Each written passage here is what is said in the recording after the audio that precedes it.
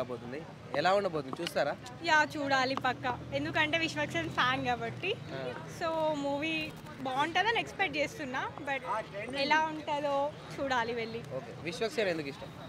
ఎందుకంటే తన mass entry, తన ఎంట్రీ బాగుంటుంది. ఏ సినిమాలో అయినా తన ఎంట్రీతో పిచ్చి తను. ఏ మూవీ అంటే ఇష్టం అయింది?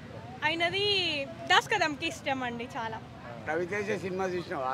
అయితే మరి విశ్వక్సేన్ గారు ఈసారి లైలాలో లేడీ గెటప్ వేయబోతున్నారు. సో ఎలా అనిపిస్తుంది?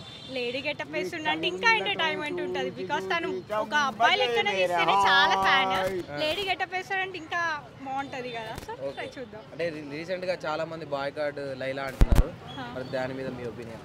అలా ఏం లేదు, చాలా మంది చాలా టాక్స్ వస్తాయి. ఇప్పుడు ఒక అయినని పైకి తెప్పుతారు, వాళ్ళ కింద పడేస్తారు. కానీ విశ్వక్సేన్ ఎలా ఉన్నా హీజ్ మై హీరో.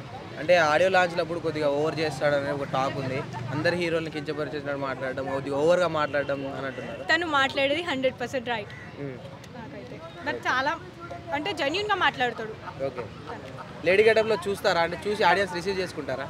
చేసుకోలేరు, బట్ మూవీ కాబట్టి చేసుకుంటాం. ఓకే, కదా అమ్మాయిల కన్నా బాగుండు కదా.